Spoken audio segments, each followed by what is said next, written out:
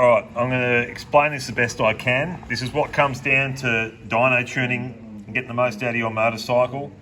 Sorry if this is a bit funny. I have got the laptop running. I probably should have it on the TV, but not the wazza. All right. So what I've got here is 15% throttle, 20, 25, 30, 40, 60, 80, and 100. This is all torque related, no horsepower incorporated. And what I want to talk about is that when you're in a throttle position area at a certain RPM, that you want to maximize and get the best performance possible in that given moment for that twist grip position and that RPM allowance. Now, at 15%, hypothetically, I'll talk about this engine combination in a minute and why we're getting what we are getting out of this. But air-fuel ratios are imperative at a twist grip position and an RPM position. So you're optimizing and getting the best out of that engine, front and rear cylinder, at that given moment for that period of time. So 15%, we're working on an AFR target specifically that meets that area of throttle.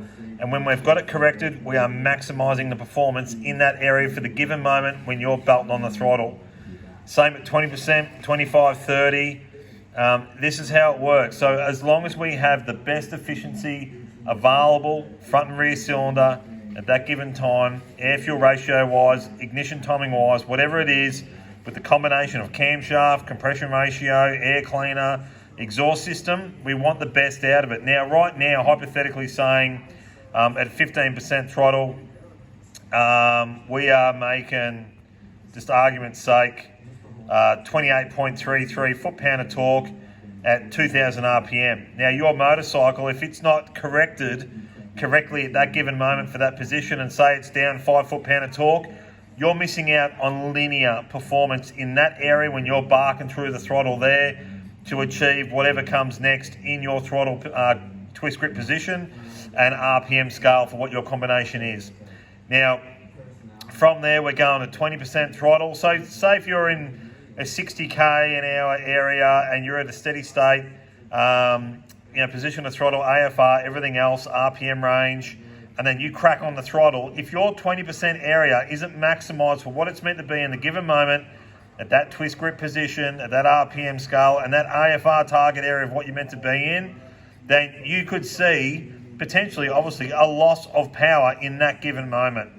So we're trying to maximize and get the best that we can through a tuning capability for the whole orchestration of how your bike's set up, combination-wise, pipes, intake, the whole deal.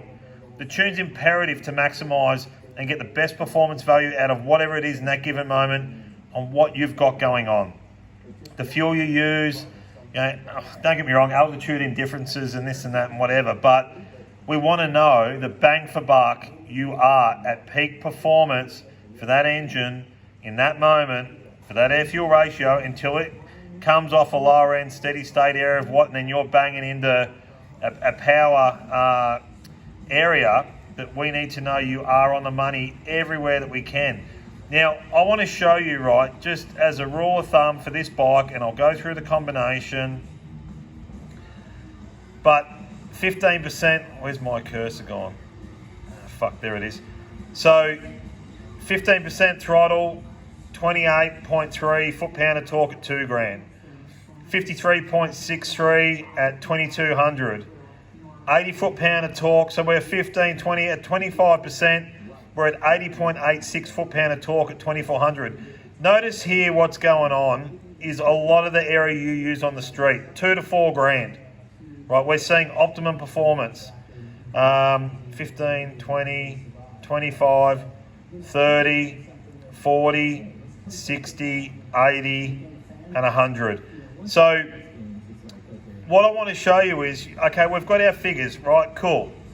But please understand, when you're belting around town, getting out of town from 60, 80 to 100 k's an hour, you're working typically between, say, 1700, 60 k's an hour, fourth gear, you're probably sitting on about 1750, 1800, 1850, depending on gearing and whatnot.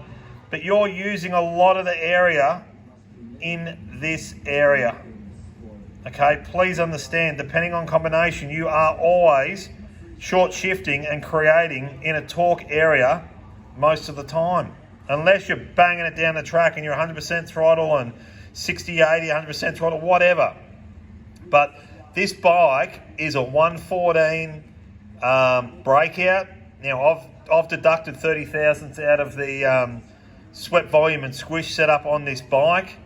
It's got Freedom 2 in the 2s, heavy breather, S&S intake manifold 55, just a car style, it's not CNC'd. But the compression ratio with a 475 S&S cam, we've seen marginal gains in compression due to cylinder fill and compression ratio difference. But just understand, please, when you come to get tuning done, if these don't meet the satisfactory requirement of AFR target, you will see less. So you doughy on the throttle. You'll notice that, 6th gear, you're coming back a gear or two to overtake. With this sort of shit, you can just roll it on and she's happening, right? It's getting somewhere. It's making a move. You're not flogging the valve train to get power. You are seeing 2 to 4, 4.5. There is areas here that have got maximum opportunity of performance. So you're seeing the bike work better, more efficient for what it is. So I hope that helps someone out there. Every combination's different, but I'm just going through what we've done with this one, with a 114 minus 30 thousandths of a total, which isn't much, but it still complies on static compression calculation and corrected compression that will help with that camshaft on the IVC for what it is to get most out of this bike in performance. So we have seen some really good gains with this just by having a 30 thousandths deduction in what we've achieved for the engine combination for what it is as a standard stroke and stock bore size. But we are seeing all these really good figures when you're using the throttle. On the street, you'll see sort of in here, right? This is where it's at. So I hope that makes sense. I just want to delve into this because you guys, you've got to realise if your tune's not right, the way your torque curves are going to be a lot lower. You've got this hidden horsepower available, even with stock combinations with a cam update, which I can pull up as well. But if these are lower, you're going to see a power indifference.